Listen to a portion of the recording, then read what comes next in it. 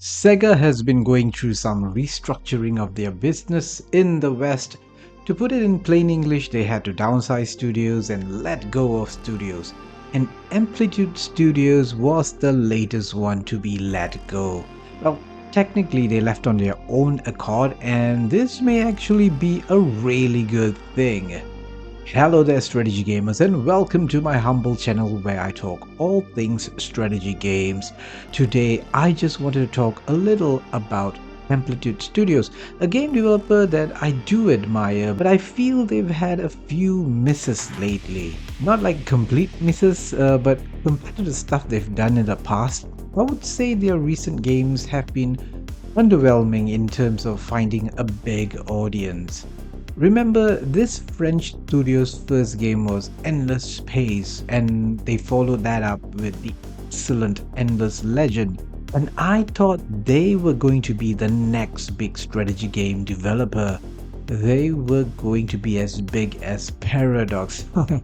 Well, before the whole Paradox implosion thing. Amplitude Studios is a studio that is comfortable with who they are and want to make games that they want to make. And they weren't afraid to take some risks. Like Endless Space in 2012, their first game was a more stylish take on the space forex genre. It had a battle system which was rather unique. You gave tactical commands, there were different combat phases. The whole thing was like this slow but epic battle between two fleets. It looked like a scene from an big space movie. They didn't follow other space forex games. Endless Legend was a forex fantasy game that tried something new, and damn did it work.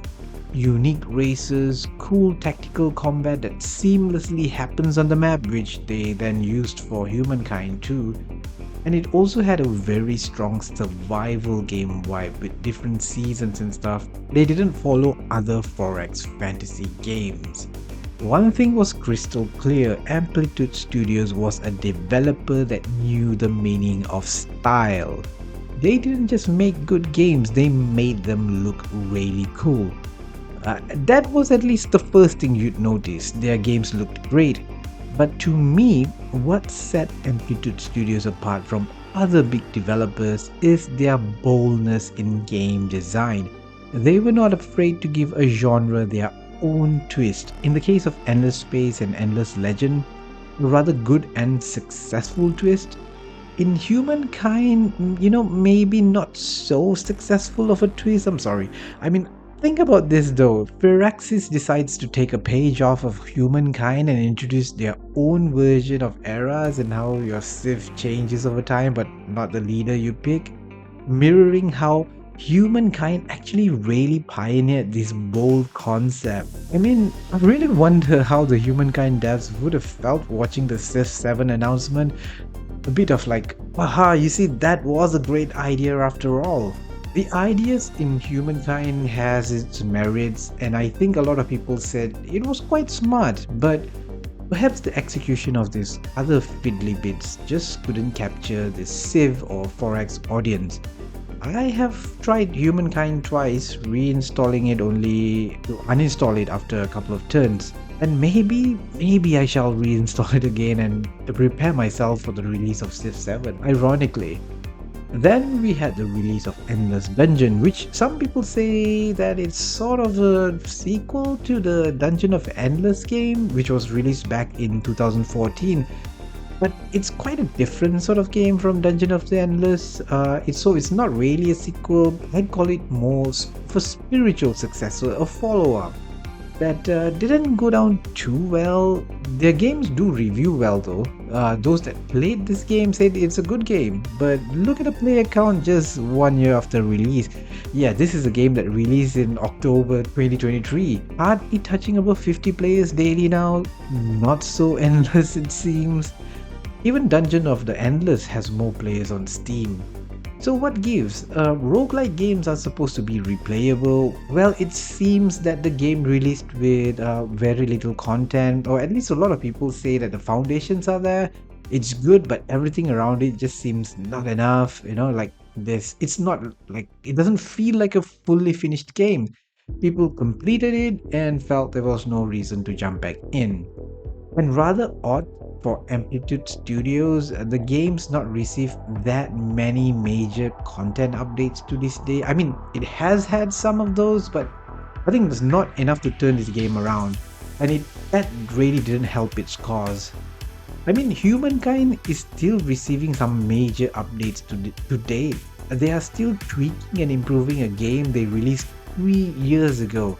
I'm just not sure if Amplitude Studios will give Endless Dungeon the love it needs since there's so few people playing it. If you've played Endless Dungeon, I'd like to know your thoughts. Tell me in the comments what did you think of it.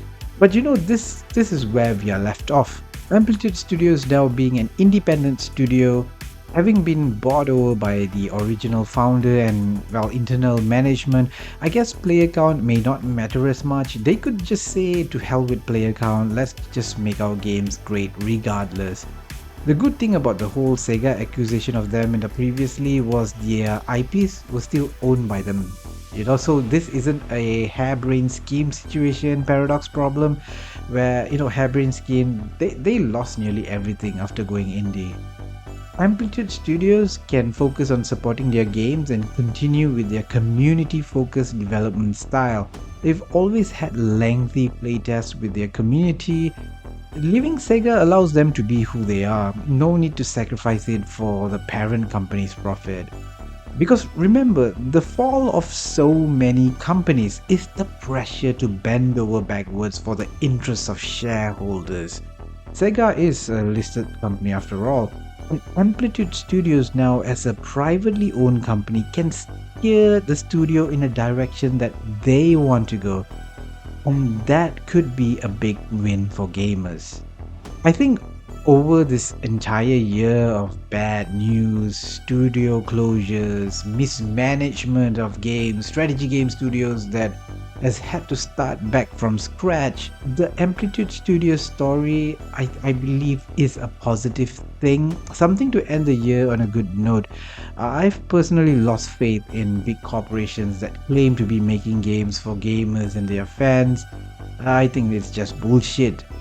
When you prioritize revenue growth for your investors over your fans, your customers, you become soulless. I'm all for indie studios. I'm all for developers buying back or gaining their independence. They have the freedom to go in their own direction, a direction not entirely led by this ridiculous obsession of seeing a line go up constantly. But having said that, I still do think Amplitude Studios is under immense pressure to ensure their next game, whatever it is, will be a success. Which, speaking of their next game, there were some rumors that I can't confirm. They sent out emails to people stating they are working on a new strategy game. These emails were sent out a couple of months ago, and apparently there was a leak, which again I cannot confirm this. This was from Reddit, so take it for what it is, which showed that it was going to be Endless Legend 2. Which, God, I wish that was true.